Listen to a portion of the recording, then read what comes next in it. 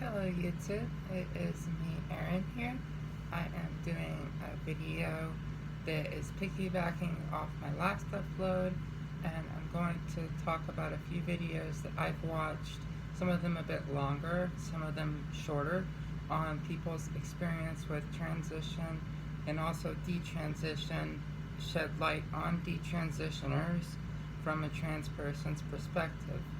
Now, if you've watched some of my videos, about a month or two ago, I uploaded a video to YouTube in regards to considering a detransition for myself. And I have been going through a lot in my personal life as well as my family life. My dad has cancer, my uncle has cancer, and my mom was diagnosed with glaucoma. I live with Meniere's disease as well. I've been sick for almost 10 years. And a lot of stress factors in my life, I think, basically made me start to doubt, do I want to return to my original form so that I can be my dad's son one last time before he dies, because I know he doesn't really have forever and is not doing very well. With that being said, I did say I had no intention of stopping HRT. I do believe that detransition, for a lot of people who have been doing it longer than 5 years, it's not really easy to go back. And sometimes we've made permanent adjustments or alterations to our body that we would only way we could go back is with more procedures, or it's impossible, as I said, to grow facial hair back because I have removed all of my hair follicles, mainly from laser. I don't grow hair, and I had that all done. I did 9 or 10 sessions every 6 weeks for a long time, in the mid-2010s. And as a result, I don't really have to shave my face whatsoever. And I'm as presenting feminine, that's great. But for people who, especially younger people who are groomed in a manner to bring them to feel they are trans when they may not be trans, the issue with that is that some people go far as having a gender reassignment surgery or a facial surgery, especially in trans women, to feminize their faces, as well as facial hair removal. When you do that, you can't grow facial hair back. I could quit my transition and start injecting testosterone, just like a female to male transgender person would do, and I would never be able to grow facial hair back, because there are no hair follicles that are alive. So realistically, detransitioning it for certain transgender people becomes almost more cumbersome than it's worth. Another thing is that for me, who I've been in transition on medicine for over 10 years now, my family has put a lot of stock into me, accepting me for who I am, and with that being said, they've adapted to me, and they think my overall happiness is going to be better, because for so many years I said, it was either transition or suicide. Would you rather have a transgender daughter or a dead son? And I hate that narrative. Looking back on it, if I had never transitioned, I don't think that my life would be any better or any worse. I think that everyone's journey is different, and for some people, transition may bring the most happy that they've been to their lives and bring much joy to them. For a lot of the youth, I'm talking really under like 20 years old, but especially that 10 to 18-year-old, that demographic of people that are transitioning, they have access to YouTube and grew up with access to YouTube. They grew up with a lot more privilege of knowledge of transgender ideology, and generally, I'm not related to any political view. I just kind of stay out of it. Not a Republican, not a Democrat. I don't really support the woke agenda. There's people who are using pronouns that aren't. I don't even get the they them. Like, that confuses the heck out of me. But with that being said, there's people that use other words besides other pronouns, like cat and cat self. Like, that's one I saw. It sounds insane. Who's going to refer to themselves as cat self, or however you say that, or fairy, and like using fairy pronouns? I don't understand. I couldn't even give you an example to put one in a sentence as an explanation example, because it's just so far-fetched and ridiculous. The woke agenda is pressing these ideologies in our schools, in our public school system. Some states, like Florida, have censored quite a bit of this type of content, and a little bit too much. Another thing that the woke ideology has encouraging these children, that there are multiple genders, and there are people that do not have a gender, or genderless. They don't have a gender binary. As someone who, if I consider myself transsexual, and OG transsexual, I could say that that isn't really fair. And because I grew up and was a teen in the 2000s as opposed to the 2010s or the 2020s, I didn't have access to the information that youth has today. And if I had that access in the late 90s to mid 2000s, I probably would have transitioned as well as a teenager. With that being said, I'm glad that I got an opportunity to go through, experience my life as a boy. I did have a lot of issues with gender dysphoria. I still struggle with it. And with that being said, I do believe that being perceived as a woman, I prefer that in society. I don't get misgendered, but not trying to steer away from the topic. I know basically what it's like to be, the whole world treats me as if I was a woman. They don't know what's between my legs or my history. But you have all of these ideologies being pushed on impressionable teenagers and impressionable children. And like with Jazz Jennings starting a transition as young as 2. Blair White stated in one of her videos, it's like a vegan pet. It's like a vegan dog. We obviously know who's really making the choices, not the dog, the owners. The same things with transgender children. I think I was born in 1990. If it was 1997 or 1998 and I told my parents if I had come out as trans at that age, I do believe that I would have still had acceptance, but it would have been a lot harder to find treatment. It would have been a lot harder to find psychologists and therapists that specialize in that. And a lot of the thing with transgender medicine is that there's this informed consent. And basically you initial a stack of papers this thick. I don't know if it's that way anymore. It was 10 years ago. Informed consent actually existed when I started. So I've only been transitioning for 1 decade.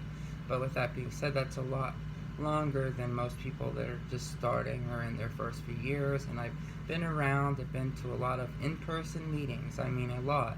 I've literally met hundreds of transgender people in my real life.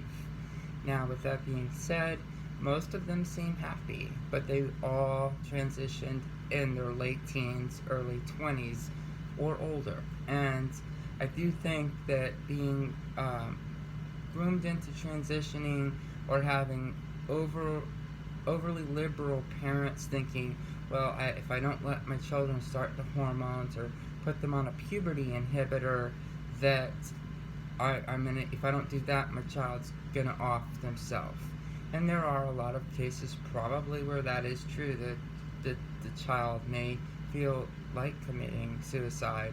But with that being stated, if there wasn't all of this wealth of trans agenda being pushed down everyone's throat, I doubt that they would have the desire to really off themselves just from some dysphoria. I could say from my own experience as a little boy, I would say anywhere from the age of 5 upwards, and anywhere between 5 and 18 years of age, where I did start as a little child, 6, 7, 8, 9 years old, that I did always look at girls in the classroom as I'm bisexual, but it's like I wasn't looking at them in a sexual way.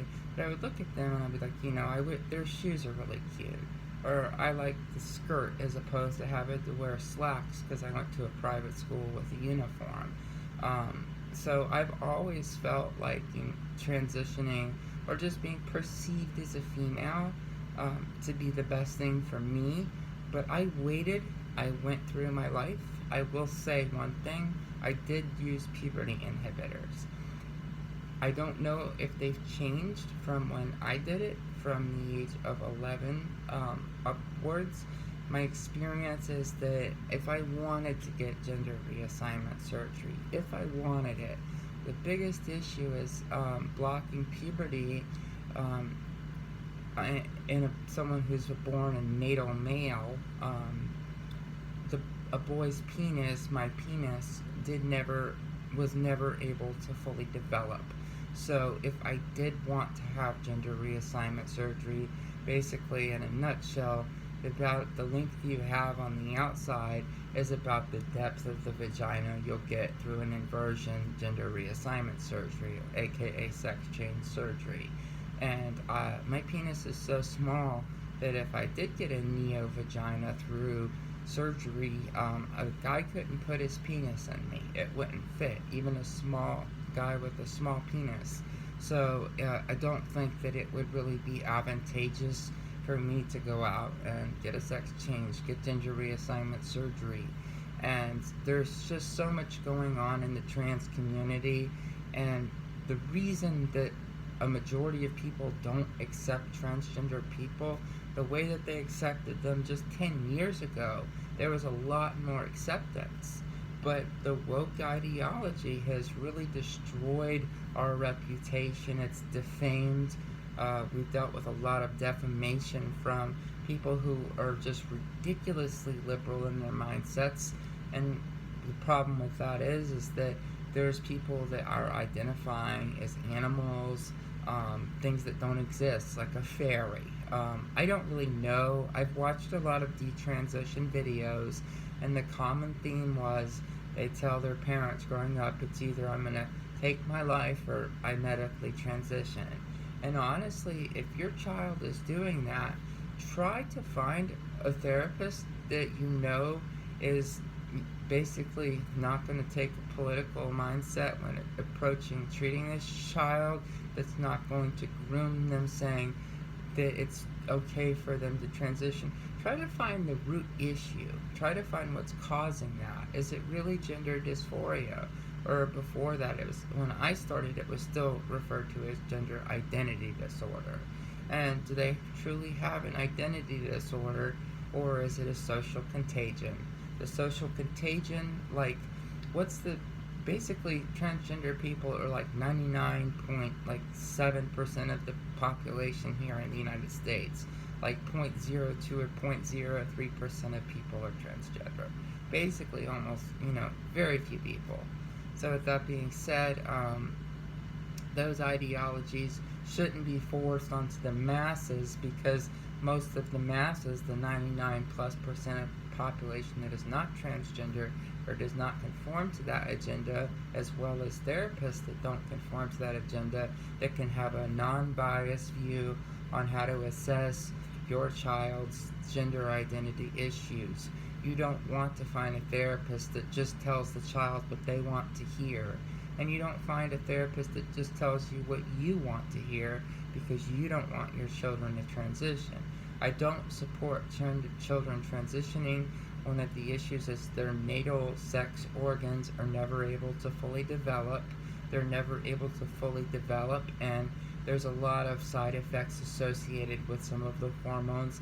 I can't speak for female to male transgender men because I'm not a transgender man, but what I can say is that from my experience, from my experience, it's better to take your time and find a therapist that can really help you get to the root issue.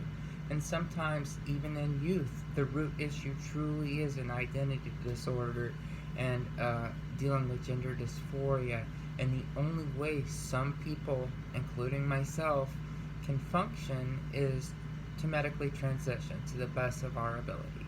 You cannot rewrite what you're born as. You can have an amended birth certificate. I do. I was born William Aaron with my last name. Now I am Camilla Margot with my last name on my birth certificate, and I was born William Aaron as a male. Now I am born Camilla Margot as a female.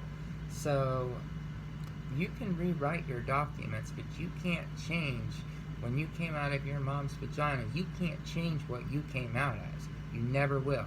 You cannot do it. And there are people that truly think that HRT can rewrite your genetics and you're a real woman or a real man. No, you are a trans woman.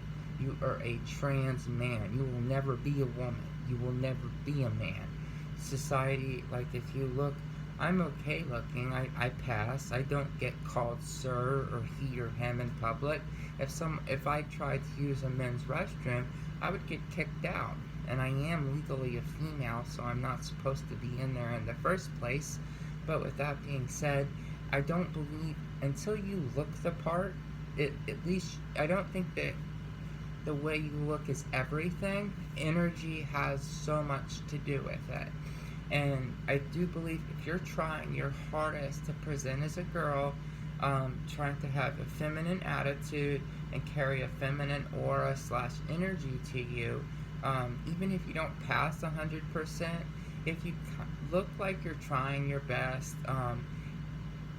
women are probably not going to mind you using the women's restroom. With that being said, you have people that self-identify as a woman that look nothing like a woman. They look 100% like a man and never will look like a woman. And we have people like that with aggressive attitudes demanding acceptance. I watched a video on a Blair White podcast, and it showed this man claiming to be a woman, and he said that try to stop him from using the woman's restroom. He said, "You try to stop me, I dare you." Women don't have that aggressiveness to them. They don't dare people. He talked about settling it in the parking lot. That's not feminine. And if he came into a women's restroom, I would feel threatened. I would most definitely feel threatened. And I understand why natal-born, non-trans women, just natal-born women, feel threatened by the transgender community, because we have an entire new epidemic of transgender youth. We have people that are in their 40s, 50s, 60s, 70s that just all of a sudden they want to become a woman. I suffered from gender dysphoria since I was little. I wanted so badly, so badly, to just be accepted in society and just look like a woman. I'm very aware that I cannot rewrite how I was born. I can't magically go back in time and be born a woman just because I'm taking cross-sex hormones and I'm castrated. So with those things being said, you can feminize your face through surgery, you can have your breasts augmented, you can have a BBL, you can do all of these things to look female, and society will accept you as a female, and you can accept yourself as a female as far as social acceptance. But with people that don't look it, I don't think that looks are everything, but looks are definitely something. In passing, whether you like to hear this or not, it does matter. And if you don't pass, you're not going to be treated well in society. The transgender community complains about lack of acceptance. Well, if you're identifying as a fairy, how the hell are you supposed to get accepted by 99.7% of the population that has no ability to relate with you? I've lost a lot of family members and friends through my transitioning because I didn't start my transition until I was in my early 20s. I gave myself a chance. It's important to give yourself a chance. I tried to live as a male. I tried to live as a boy and a young man. It didn't work, but I tried. Let your children develop naturally. If there's one thing, I wish I hadn't started puberty inhibitors, and the reason being, I would actually be able to have a neo-vagina through gender reassignment. I wouldn't have a penis that's shorter than an inch and looks like a 12-year-old. It stunts it, and you'll forever deal with that. And should you ever go through an identity crisis once you've transitioned and feel the need to detransition, if you started those inhibitors 11, 12 years old, you're going to have the penis size of a child. And that's going to be a real issue. It's not something that you need to beat yourself up over if you're dealing with gender dysphoria. I do suggest going to your local community center, LGBT, or finding groups online. One of the issues you'll find, though, is that they're all extremely woke, liberal, communist ideology. And the transgender community feels if you do not conform to being preferring a socialist society where if someone identifies as something, regardless of what they look like, they are that. If a 75-year-old bald man with a beard came in and said, I'm a woman, the community will say, well, you should be using the women's restroom. No, you shouldn't. You shouldn't. Know your place and know what you look like. Be conscious of it. If you want to be accepted, try your best to look that way. Carry that energy. Carry confidence. It's nothing wrong. And fight for your right to be yourself. But don't mutilate children. Don't think that just because you're trans, you have to be a woke person. Woke ideology infiltrating universities, infiltrating high schools, infiltrating middle schools, and sadly infiltrating elementary schools and some as young as preschool age, like Jazz Jennings. Look at her issues. I'm not saying anything negative about Jazz. I've read her book. I think she's a nice person. I grew up in South Florida as well. She is, I think, 12 years older than me. 12 years younger, pardon me. I think she was born in like 02 or 03, and I was born in the 90s. So it's like I was born in 1990, so she's 12 or 13 years younger. But because she, if you're born after 2000 or the late 90s, chances are you are experiencing more options, and transgender ideology is more accessible through YouTube and TikTok, and there are all these mediums that children are learning about gender transitions much younger. I actually, even though I went on blockers due to dysphoric issues as a teen, I will say that I definitely waited to transition and gave my all at my birth sex. So I'm going to conclude this video with that I do identify as a woman, but I don't expect society to actually believe I am a woman. I am for myself, and I do believe that I look decent enough to be perceived as a female in society. I can't tell you how many years it's been since someone referred to me as sir or he, him pronouns. Even the family that has blacklisted me still calls me Camilla and still calls me with she, her pronouns because that's what I look like. So you've got to get yourself there. Don't think that you have the right just to walk into a women's restroom when you still look like a man, act like a man, and have male energy. Don't think you have a right to groom children into becoming transsexuals, especially when they're really young. It's just not fair. Give your chance, and give yourself a chance to be your natal sex. Give yourself that chance, because you may not have to transition, and if you don't give yourself enough time, you may find yourself in that detransition situation, and that's not a fun place to be, because the trans community offers no support to the detrans and wants to hush it, because being transgender, it's for life, but it's not. A lot of people are finding out that they were groomed or pushed or their therapist advocated their transition, and now they're going through a lot of hell. And I don't want to go through that, and I don't want you to go through that, or your family to go through that, or your children to go through that if it's not necessary. So be diligent and go about transitioning at your own discretion. Thank you for watching.